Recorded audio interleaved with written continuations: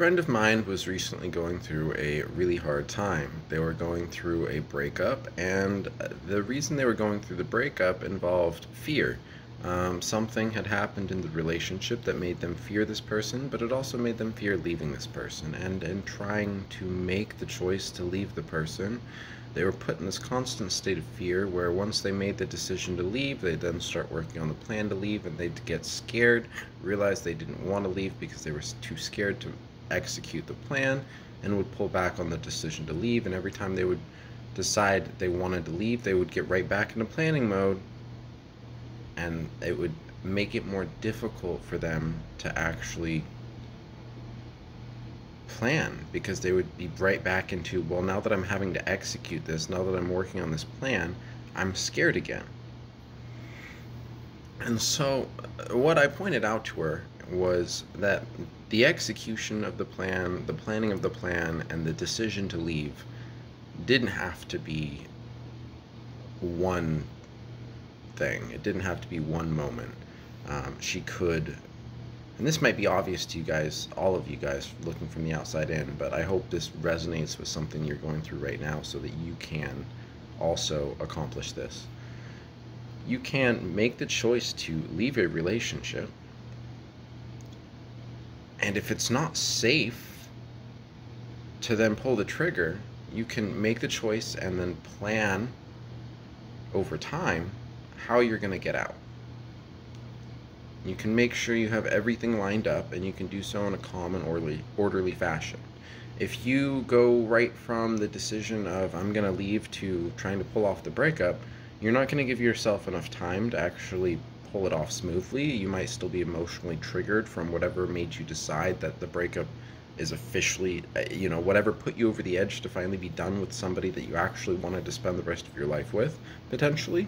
That's going to probably take an emotionally charged moment. And if you try and pull the trigger in this emotionally charged moment, things are going to be messy. Even if it's just you sitting alone stewing, and you finally get to that point in your stewing that you're like, nope, I'm done, this is the moment. That's the moment maybe to make the plan, but you don't need to execute it yet. You can do that in a calm, orderly fashion, with as much time as it takes. This can apply to a job. One of the things I've done often as a not so wise young man is quit jobs without having other forms of income lined up, and put myself in really hard positions that I have gotten out of due to, luck, faith in God, whatever you want to call it. But I put myself in these situations that I didn't necessarily need to be in if I had been able to execute this principle, if I had been able to reach the point where I was done with the job and go, okay,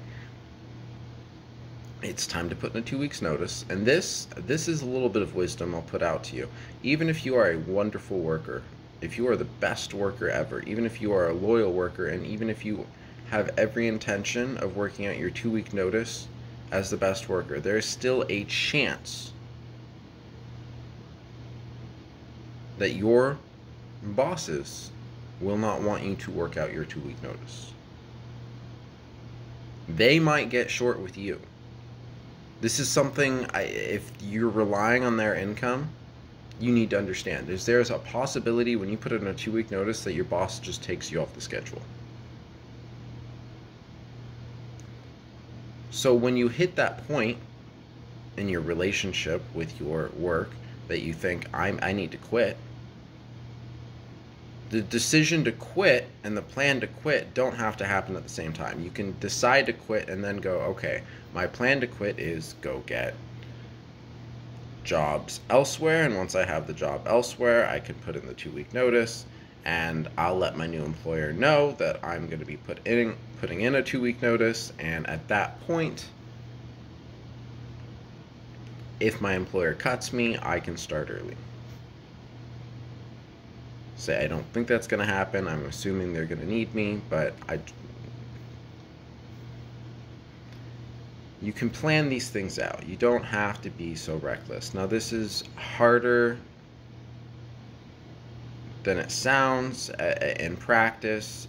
These very moments that you're trying to execute these principles are going to be the most charged moments in your life. There are going to be the points where a decision that you didn't want to make is being pushed by emotion. And so if emotion is what eventually triggers the change in decision, it's going to be difficult when that's what you're using to read to decide, should I be doing this? And it's not a bad read. Your emotions, as long as you're keeping a good eye on them and keeping them in check and observing what's causing them, are a good read on it's time to leave the situation. Look, I've been emotionally charged X amount of times for these reasons. These people aren't doing it due to anything that I feel I'm responsible for.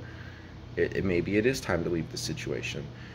It's still going to be really hard to remain calm because those emotions are going to be what brought you to that state. So this is the part where I bring up Morgan Mindfulness. The channel's name is Morgan Mindfulness, mindfulness-styled meditation. Breathing deep into the present moment, being more aware.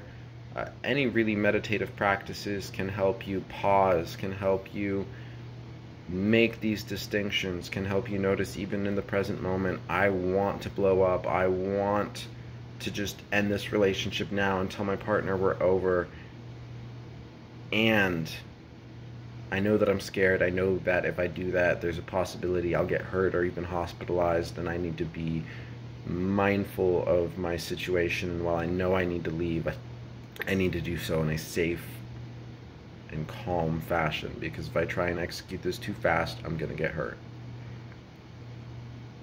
I know I need to leave this job isn't good for me, I'm not making enough money, I'm not treated fairly, and I know I'm worth more than that. I know I'm a good worker, and I know I deserve to be paid more, and I know I deserve to be treated better, and I need the income, so I'm going to be smart about this, and I'm going to get a new job as fast as possible and move on. And honestly, in some cases, maybe they don't deserve your 2-week notice. Keep that in mind when you're planning to. Do your best, but find a new job. And if they really are going to treat you better, maybe just, depending on how bad you're being treated. I hope this video was helpful for somebody. I felt the need to make it. I love you all.